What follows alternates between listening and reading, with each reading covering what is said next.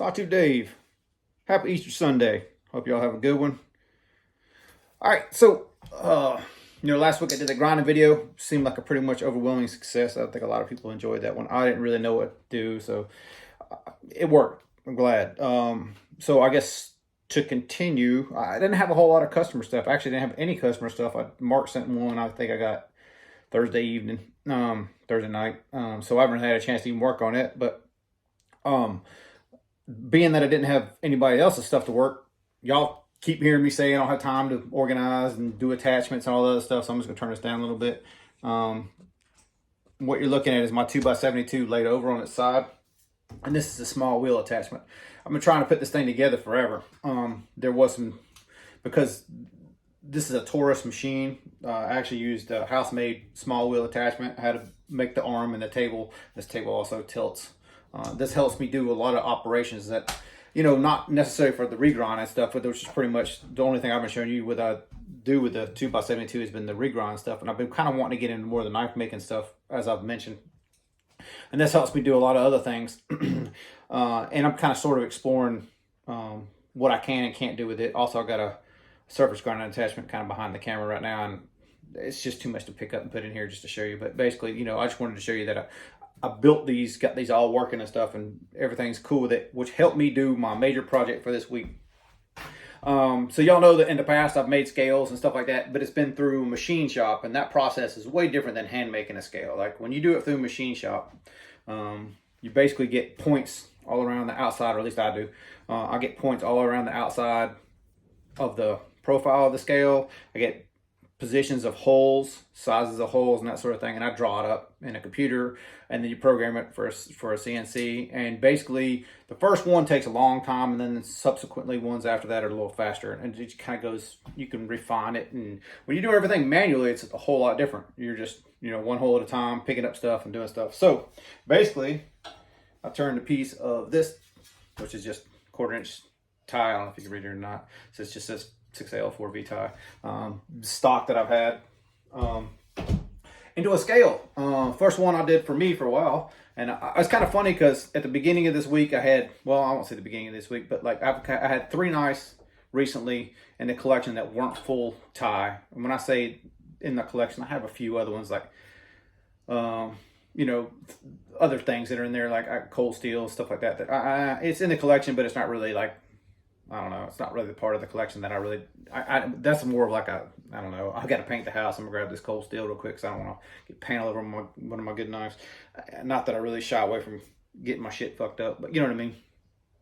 Hopefully you understand what I'm saying. What was I getting at? Yeah. So I didn't have very many knives with anything in them like G10 or anything. I got one like a copper inlay or bronze inlay rather. One with carbon fiber, one with G10. Anyway, tangent, sorry. I've been wanting to do this one for a while. So I'm going to spin the camera around, show you what it used to look like, and basically we'll go to what it looks like now. All right, so looking at the backside of my DSK VXC. This did have this G10 scale on it. It's got this pattern, or the Anzo or rock pattern, or whatever people call this. I don't know all the names of these things because honestly none of them really interest me. So this is it's like basically a piece of 1/4 inch thick G10, which was a little bit thicker than what this tie was. When I measured this tie, it's just over 200 thousandths, like 206 or something like that, but whatever size that is. So I took that other piece of 1/4 inch stock I got over there and made this scale, and I try to do it the same exact way that Dan, like I kind of try to sort of emulate his style. So if you look at inside the chamfers and how he chamfers like the outside of this hole, and I try to do the same thing, same process. Basically I try to mimic what Dan did, but anyway, I made myself this scale right here. So now the VXC looks like that instead of like that. So very happy with the weight, very happy with the feel of it. Very happy with the finish I got. If you notice these lines in this is basically because before I went ahead and oxide blasted it and stone washed it, I used that surface grinder attachment to kind of put this texture on. It's on the inside as well. I don't think you can really see up in the inside of it, but Man, I'm super happy with how this came out. And this is a super long process. You can see there's a couple spots that I had to go slow in, so to fit the stop pin here, and then also close position here. Took a little bit of hand filing, that sort of work, but some stuff I can't mimic. So if we look really close, you can see some of these lines right here in this. This is because water jetted, and this is actually drilled.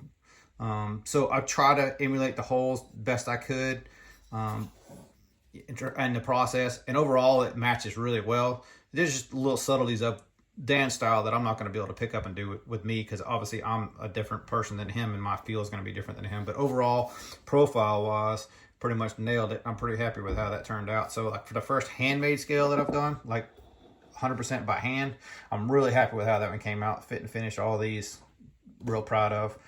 So that was a long project. It probably, looking at it like even CNC wise, I'm thinking about if I program something like this, yeah, the first one might take a long time, but after that, you're probably looking at maybe a couple hours to do something like this. This is probably be 8 hours ish for me to do that one. Also, it was new processes, trying to figure out how to work that manual mill, how I wanted to do it, getting the surface attachment, how I wanted to do it. Various, obviously blasting and tumbling. So there's not just machining, but it was a long process, but it was a super fun process, super satisfying. And man, do I love the way that thing turned out. It turned out sweet. I mean, I'm really happy with how that overall, like, if you didn't know this and I handed it to you, you'd think Dan made it like that, which is exactly what my goal was when I made this thing in the first place. But yeah, this VXC has always been the one in my collection of the DSKs that are like, I always wanted it to be full tie. I even asked him when he built it if he could make it full tie, and he just couldn't at the time. So super happy to have made that one full tie. Very, very fun project for me to do. And I hope to do more stuff like this. I got a couple more. This is probably the last one that's in my collection that's that much. So it's the Mercata it's this Mercata scale, but it's an XM24. It's an older XM24. So I think, if Aaron told me right, that the new 24s are different with this pin location here, how it locates inside here. And I think it's just, that's the only hole that's different. But either way, seems like a good excuse enough to me to try to make myself on scale for that one. We had talked about doing those other Hinderer scales. They're under here. So I got a little bit further on these. I did the counterboards here, but I need to do this other counterboard. Both of them are the same. Steve told me to go ahead and do whatever I wanted to. Mitch said he wanted his milled down and basically just corner rounded, and that's how he just wanted the slab. He didn't want it contoured. So he kind of changed it, curveballed me a little bit, which is fine. I don't mind doing stuff like that. So we'll try that one for him. I'm gonna get probably both of them guys. I hadn't talked to Steve yet, but Mitch already knows. I'm gonna get them guys to send me their knives, because I want to fit everything and make sure everything works right before I go sending them off to them and hope for their best. Being that I've been so long since I did the other ones, I can't remember. Okay, so we were just talking about being Easter, and the 40-day challenge went really good for me. The main reason being is I've been working trades. Like, I haven't missed buying stuff because I've been trading so much stuff. It's worked out really great for me.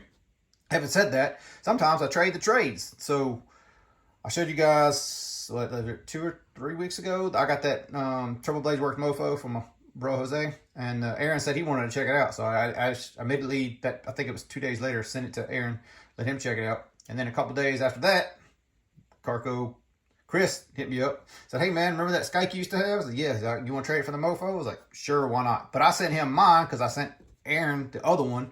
When Aaron gets done, he's going to send it to him, and then Chris decides which ones he wants and sends it back to me. Whew, long story short, this is the Skype that used to be his, and obviously it looks way different now. Same thing with those attachments. This thing was super rough, mainly around like some of these areas back in here. So you can see I did that same kind of treatment like I did on that scale. I kind of get in here chamfering, and the same kind of process I was trying to mimic, kind of sort of what Pete had done when he made this knife. Especially namely in here, he left this super rough in here, so I had to chamfer all that stuff down. Kind of reworked the pocket clip. The pocket clip before had those, I don't know, the teeth marks, where it's basically just end mills. He come in here and, it had the spikes inside so I had to rework that and make it a little more flexible. So you can see now it's flexible. Before it wasn't. It really wasn't a usable pocket clip. Grinding down some of these corners, because when I held it before, this corner right here, and especially deploying it, would always be in my way. This one was kind of more in my way, but kind of I chamfered it down. Hopefully you can see all this stuff. All this stuff is done by hand, basically because of that small wheel attachment. Made it all that possible. And then obviously I refinished all this, stone washed it, aluminum blasted it. This one was I'd already reground this one, and I wanted to do something different with this one. I like the way that texture of that DSK scale came out, so I did the same basic treatment on this one. You can see that, hopefully you can see that texture in that. I really wanted to do something different, made this one look nice and rough, nasty. I'm in the process of sharpening this, so please be aware that you might see black marker or whatever. That's just me.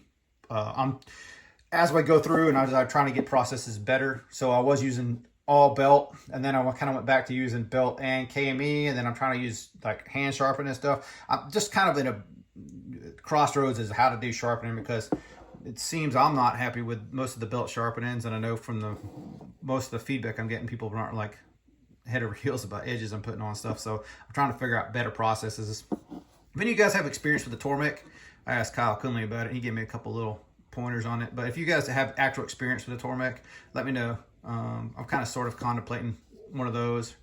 I don't really want to go back to doing it all by hand. It just takes so long by hand for me. But anyway, refinished it all. The main thing on these older phosphor bronze ones is, if you look, especially when they're coated black, if you look on the actual blade itself, it has mill scale. They just coated the black right on top of the mill scale. So after it come out of the oven, they might have kissed it with sandpaper, but that's about all they did. So it really needed to be down to the metal again. So what that did was it smoothed this whole thing up a whole hell of a lot. So I'm not gonna say it's the smoothest knife you ever handled, but it's definitely a lot smoother than it was before. Now it's got a different look. But I'm really happy with how that nice dark finish came out. And you know, every time I get one of these Skypes, I know I'm going to do something to it. So I'm happy to have another phosphor bronze Rogue Shark. Keith got the other Shark, that one with a hole in it, the black one, number 1 for the 2.5. I believe this is a 1.0.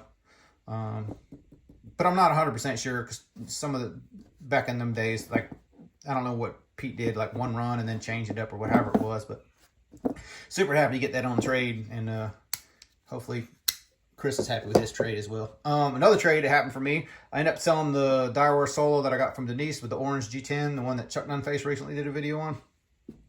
And he wanted to trade one in on top of that, which was fine. Me, I'm all about wheeling and dealing. And so, you know, I normally wouldn't get a knife like this, but coming in on trade, sure, why not? F3, and this is not one of the newer F3s. This is one without the milling on the inside. Hopefully you guys can see some of that in there. Maybe, maybe not.